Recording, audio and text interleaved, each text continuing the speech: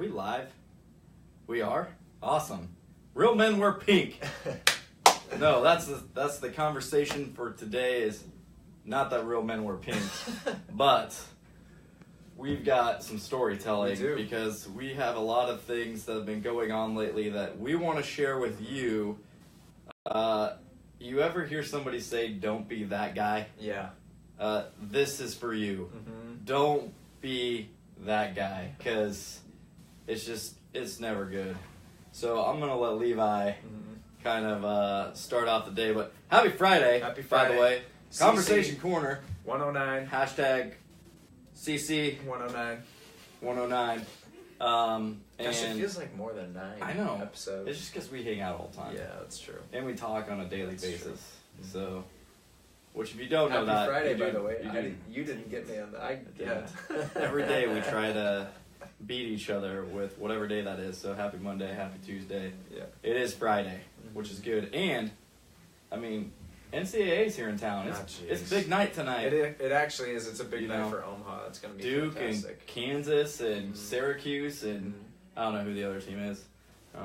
Honestly, I don't really care. But yeah. I mean, I'm happy for our community because this is good. So, anyways. With that being said, we got some stories. So we're just kind of chit-chatting. We're trying to actually figure out what we're going to talk about today. And I was like, man, I had this crazy story happen to me this week, and I just started sharing it to him, and he's like, why don't we just talk about that stuff? Yeah. So just kind of some interesting things that you find out through the real estate and loan process. So I had a client last year who bought a house towards the end of the summer, and everything was fine. Transaction went really smooth. And then fast forward to like last month, I get involved in this email chain with my company about how we went to sell off the loan, which is one of the things that we do to earn our money. There go the glasses. Don't worry about those. So it's a lot of our mortgages we sell in the secondary market, which is how we make money. So we went to sell our loan, and the purchaser, Fannie Mae, went to do a re-verification of employment for the buyer who closed late last summer, and it turned out he was fired 6 weeks into our loan transaction and never alerted us. Uh-oh. It was goofy because we did a verification of employment and everything came back fine, but there was a little bit of an overlap from the time frame that we did that. How does that happen? So it's just one of those fluke scenarios. It was a perfect storm scenario. And so I was like, what? This guy, he's a great guy. He would have told me if he lost his job during our loan. Let me give him a call, right? So I call him up. I said, hey, how's everything going? Checking in. I got a funny question for you. And I said, did you have your previous job all the way through our loan? Because we got some weird info that it sounds like you might have lost your job through the transaction. You didn't let us know. And he goes, oh, yeah, no, I quit. I left there. That place sucked. And I'm like, what? You didn't tell me or disclose this? And, oh, no, we had loan approval. I thought we were good. And I'm like, oh, my gosh. So anyway, we start going through the issues of trying to confirm his new employer, to try to repackage the loan and sell it with his new employer's information. And we find out he took a $10 an hour pay cut for his new job. Anyway, a lot of crazy stuff going on. So the nuts and bolts of the conversation and the story are, don't do that. Let us know if something happens. We will find everything out. There's no rock that we'll leave unturned in terms of the mortgage process. Let us know because it can create bumps down the road. Now with this guy, we're going to have to try to repackage the loan to sell it the way that it is. And as a worst case scenario, if that doesn't work, we're going to have to refinance him with this current info. So, no bueno. What a mess. Yeah. So, don't be that guy. Don't be. That's right. Mm-hmm. I think, so I know I've kind of hit on this a couple times, but I ran into another lender this last week, and I was like, hey, how's business going? How are things going with you? And she was sharing with me, I've actually got 2 of these transactions going right now, and I can't stand it. And I was like, what's going on? And she goes, I'm working with for sale by owners. So everybody knows that our market is crazy right now. Everybody knows that there's a lot more for sale by owners out there and all that kind of stuff. But here's what they don't know. What they don't know is by using an agent, we can actually net you more money. Right. And the reason for that is, one, we know how to bring more traffic and more eyes to the property and potentially create that multiple offer situation. But two, a lot of times they don't know what their property's worth. They just go based off of what their neighbors sold for or whatever, when they could have got a lot more for the property because they had fancier upgrades or whatever the case is. So don't be that guy. Don't be that guy that wants to go for sale by owner and try to save you some money. The first question I always ask is, what are you wanting to net? Right. Because I'll help you net whatever it is. Don't worry about what you're going to pay me. Let's worry about what we're going to net, and let's get you there. And as long as we do that, everybody's happy, right? So that's generally the focus. Don't always focus so much on, well, I don't want to pay out a commission. Well, what if I told you that by paying out a commission, it's going to bring you $20,000 more than what you would have got for the property listing it yourself? Does that change your mind?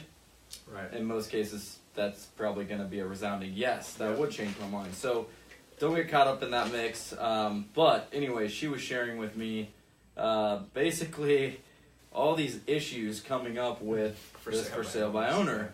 And because neither side is represented by an agent, they're coming to her and they're looking to her to like fix the problems. And she's like, listen, I can't fix any of these things. They had an attorney write up their stuff. I know you've got some stories where that's usually the case is they hire an attorney to write up some of these things. But here's the issue. The attorney, again, is going to work in the best interest of that seller. He's not working in the best interest of you, the buyer, or vice versa, however that might work. So you have to keep that in mind when you're going to buy and purchase large sums of land or money or whatever it is you're buying. You need to be thinking about like whose interests are being looked out for here, you know, and who's going to best represent you and what your goals are. And nothing makes me more mad when I get phone calls from friends or from whoever that's like, hey, I know we're sorry we didn't call you, but like we bought this for sale by owner and here's what's happening, and oh, now you want my services because now you realize you need someone to help you through that. Again, it blows my mind. If you're a buyer, I don't know why you're not using an agent. You're not paying the agent anything to represent you. Like, so you would want somebody, I would hope, to represent you, protect you, and help you through that process. But some people think, apparently, just like other people when they go to the doctor, they know it all. And my wife has a ton of those stories as well. But it's in every profession, every industry. I think we all know it, that there's just some people that think that they can do it and they know what they're doing, and then they get into a sticky situation and then they're like, oh crap, I could be sued for this or whatever, and now you're in trouble and you don't have proper representation. So don't be that guy. Don't be that guy. But or gal. Go into that a little bit, because we were talking about that on some issues that you've kind of dealt with or you're currently dealing with. I have another client, awesome people, fantastic people, but the seller that they were going to get the house from refused to work with an agent, refused to work with their agent, and then also refused to have their own seller's agent represent them. That's a huge red flag, by the way. Yeah, they wanted to do the whole real estate attorney deal. So in just talking with my client this week, we're going over, you know, hey, here, I got the contract back. I'm just looking at it, got some real concerns about this. It turns out that there was no appraisal contingency in the contract, no inspection contingency for my buyers, and no loan contingency for my buyers. And it was also an FHA transaction, and the sellers were unwilling to do too many of the FHA repairs that may have came back from the appraisal. So right away, you have a ton of red flags. You know, it's like a 100-year-old house. I mean, this thing... Another red flag. Right. So let's go back to that. Okay, so some of these people watching might not know what a contingency actually is. Yeah, thank you. In the loan, or in the contract. Yeah. So we mentioned. What did you say the first one was? The appraisal and the inspection. Okay, so appraisal.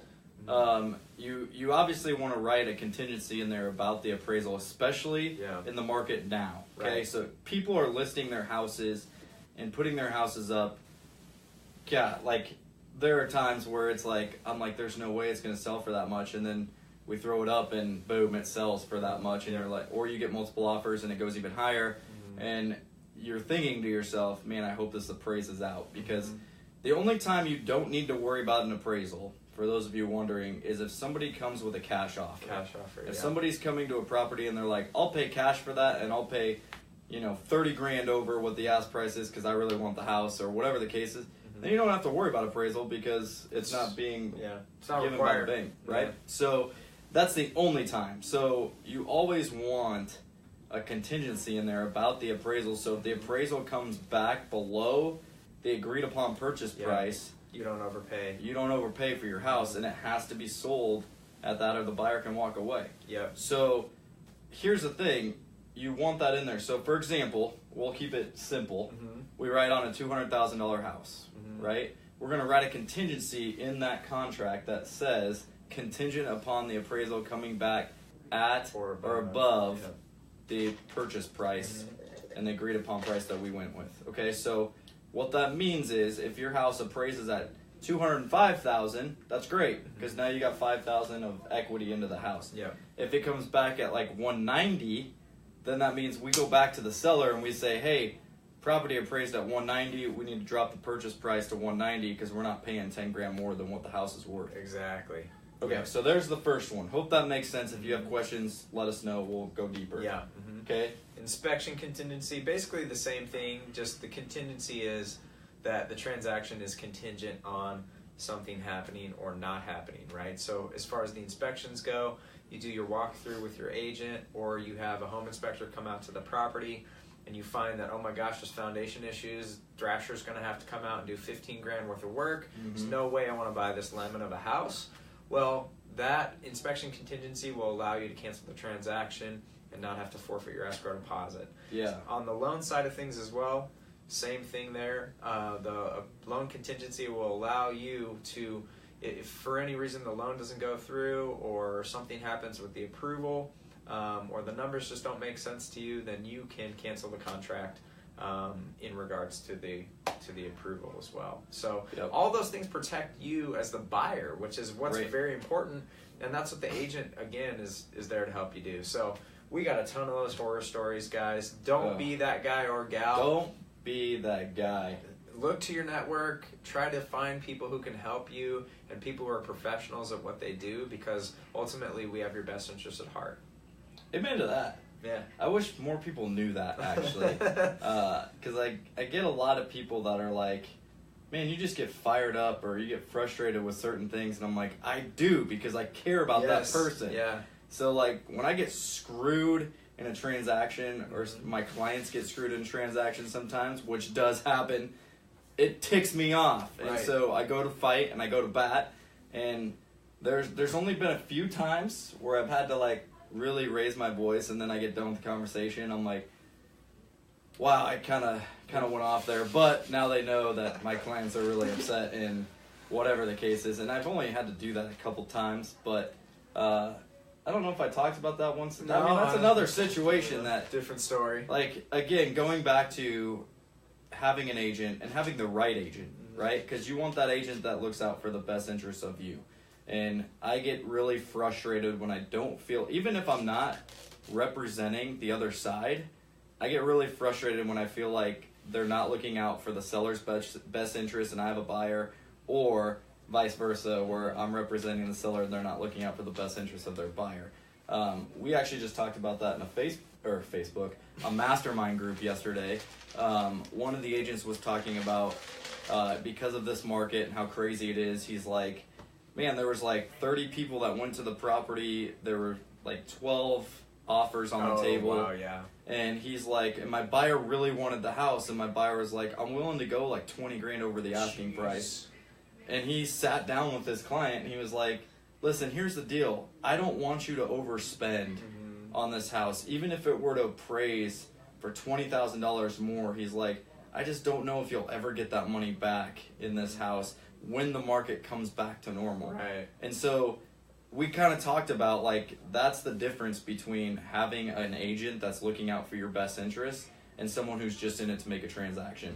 If he was in it just to, like, do a transaction, he would have been like, yeah, let's ride up, let's do this. Yeah. But he sat down with his client, and I'm like, that's what I love. I love working with guys like that. And that's the type of person that I am, is that I'm always wanting to do what's best for them. Sure. Even if it's walking away Yeah. from a property that they're in love with, to be like, listen, there's always going to be another house. Yep. Let's wait for this to calm down a little bit, and let's get you into something that I know you're going to love. Not just now, Mm-hmm. but years down the road, Right. you're going to thank me Mm-hmm. for waiting. So, anyways, that's some good conversation today, I feel like. Yeah. If you guys have any questions, no questions, Allie? Nothing? Come on, man! No, I'm just joking. It was really just pretty much storytelling. So. Yeah. Yeah. But if you guys have questions, if you're going through something or you're thinking about buying here in the near future, especially in 2018, Mm-hmm. we'd be more than happy to grab coffee Let with us you, know. answer any questions you have. And yeah, hope you guys have a good weekend. Enjoy Happy some Friday. Sweet 16. And gosh, we'll be down to like the final 4 here pretty soon before Yeah. we know it. Mm-hmm. So anyways, happy Friday. Peace out, everyone.